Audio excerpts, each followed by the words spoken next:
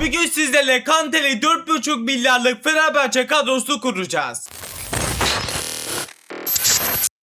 İlk öncelikle Fenerbahçe kadromuzu arkadaşlar 4-3-3 defans dizilişine kurmuş olacağız. İlk öncelikle dizilişimizi gördüğünüz gibi seçtik. Hiç de uzatmak istemiyorum. Direkt pazarımıza girerek arkadaşlar kalecimiz Ederson'u alarak başlangıcımızı yapalım. Ederson'da yakın zamanda çok güzel bir kartı geldi. Normalde kaç geni kartını kullanıyorduk? 105 gen mi? Öyle bir kötü bir kartı vardı, 100 gen, ama artık güzel bir kartı geldiği için 114 genin kartını alacağız. Turuncu Ali yok ama ben video dışında tüm kartları hazırladım. Yani Ederson'un tam 119 genlik kartı kadromuza girecek ve hızlı bir şekilde kadromuza bir kez daha giriş yaptık. Yedeklerimize girdik. Ederson'u geldik, ekledik. 3 gen atladık. Gördüğünüz gibi 88 gen olmuş olduk. Şimdi geçelim sağ beke. Siz de bu tarz videolar için arkadaşlar like'lara basalım. En az sizlerden 500 like bekliyorum ve kanalımıza da abone değilseniz abone olup bildirimleri açmayı unutmayalım. Efsane videoları kaçırmamış olursunuz. Semedo'yu da sağ bek kısmında oynatacağız. 107 genin kartı var ama turuncu halini aldığım için 112 genin kartı o zaman kadromuza gelsin ve Fenerbahçe kadromuzun sağ beki de bu şekilde tamamlanmış olacak. Hemen buraya arkadaşlar 112 yapalım ve farklı bir oyuncu çıkmasın. Gördüğünüz gibi Semedo'yu kadromuza ekledik. 2 gen atladık, 90 gen olmuş olduk. O zaman sol bekte oynatacağımız oyuncuya geçelim. Şu anlık sol bekte arkadaşlar güzel bir kart yok. Kendi mevkisinde oynayabilecek. O yüzden biz de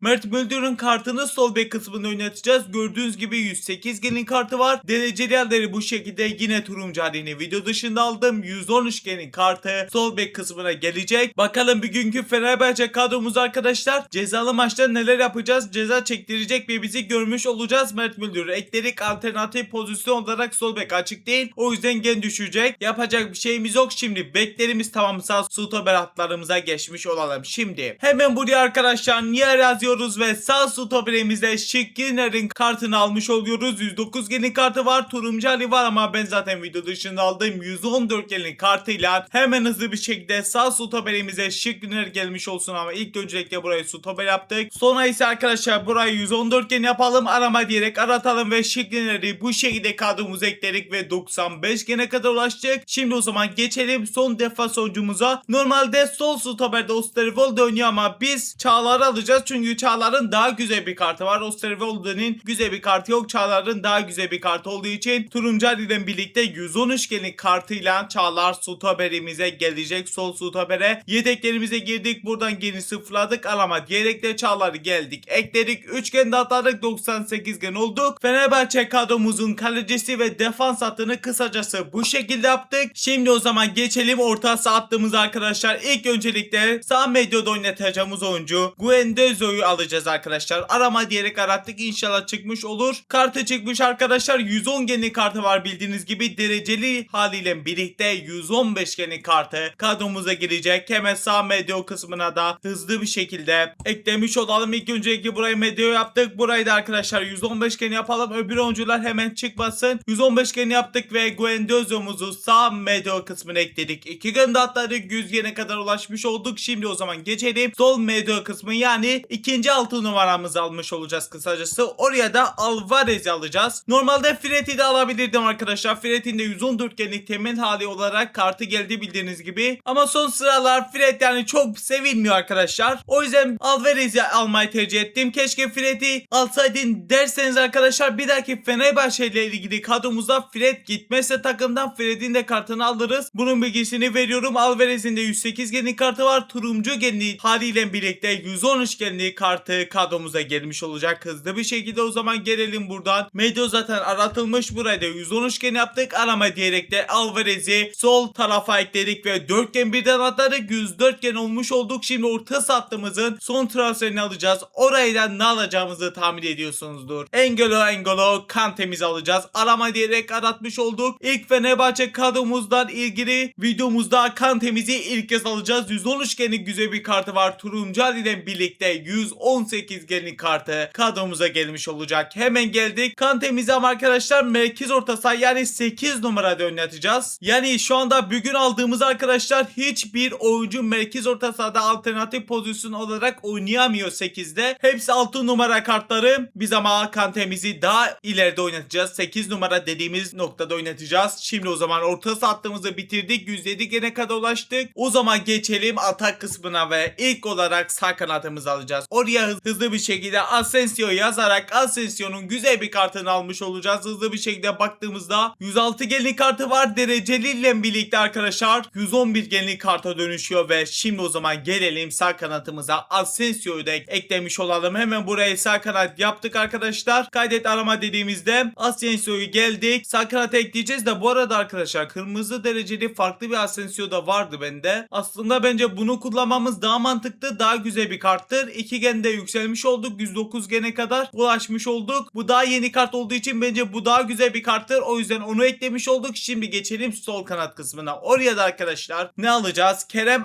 Aktürkoğlu'nun kartını alacağız ama çok yüksek bir kart yok gördüğünüz gibi. Ben video dışında 101 geni kartını aldım. Turuncu Ali'den birlikte 106 gen olacak da alternatif pozisyon olarak sanırsam sol kanat yok derken maalesef sol kanat yok. Yani zaten düşük geni bir kart, maalesef daha çok gen düşecek. İnşallah tek maçımızda sıkıntı yapmaz Kerem diyoruz ve buradan hemen Kerem'i ekledik ve 2 gen atladık. 111 genlik bir kart oldu. Pardon, kadromuz oldu. Şimdi o zaman geçelim son transferimize. Oraya da arkadaşlar En-Nesyri almayacağız, gitti. John Duran'ı almayacağız, gitti. Artık sadece Anderson Talisca kaldı. Onu alacağız tabii. Anderson Talisca'nın da arkadaşlar birazcık altında göremiyorum şu anda. Gördüğüm 105 genlik kartı var. Dereceli haliyle birlikte 110 genlik bir karta dönüşecek. Bu arada ben bu videoyu çekerken Trabzon Fenerbahçe maçı olacak, daha başlamadı. Siz bu videoyu izlerken de arkadaşlar maç bitmiş olacak. Acaba kim kazandı merak ediyorum ve senet olarak da arkadaşlar aratmış olduk. Kısacası son transferimizi de ekledik ve 113 genlik Kanteli 4,5 milyarlık bu şekilde Fenerbahçe kadromuz kurduk. Çok güzel bir kadro oldu bence. Şimdi o zaman cezalı maça geçeceğiz ama beceri puanlarımızı, antrenmanlarımızı basalım. Ben basacağım daha doğrusu. Şimdi o zaman geçelim cezalı maç ama like'lere basmayı da basalım arkadaşlar. Abone olup bildirim açmayı da unutmayalım. Şimdi laf uzatmadan cezalı maçımıza geçelim. Bizim kadromuzun son durumu bu şekilde ve ligden bir arkadaşımızın da kadrosu nasılmış? Bu şekildeymiş. İlkay var Galatasaray'dan. Kadrosu güzel. Bakalım nasıl bir maç olacak. Cezalı maça başladık kısacası. Mert Müldür Kerem'e verdi. Kerem şimdi çok kötü bir pas ama kaptırmadık. Güzel. Şimdi kimde top? Asensio verdi N'Golo Kante'ye. Kante pasını verdi Talisca'ya. Talisca çok güzel gördü ama geçmedi maalesef. Şimdi Mert Müldür güzel bir şekilde aldı. Sola doğru Kerem'e. Kerem tekte Asensio'ya ama Asensio konsol başarılı değil. Şimdi İlkay verdi Kunde'ye. Kunde sürüyor. Kunde pasını verdi Pedro Neto. Mert Müldür'ü çok güzel geçti. Çağlar karşılama gitti. Şimdi Pedro. Mert Müldür yine çalım yedi. Sonunda Alvarez aldı topu. Şimdi Mert Müldür Kerem'e verdi. Kerem Aktürkoğlu bıraktı Kante'ye. Kante bir kez daha Kerem'e. Kerem önü bomboş sürüyor Kerem. Kerem gidiyor. Şimdi Talisca pası istedi. Talisca'ya geçmedi. Çok boşluk var arkadaşlar. Çağlar hayır. Yapma be. Yapma be. Elin kalan. Maalesef 1-0.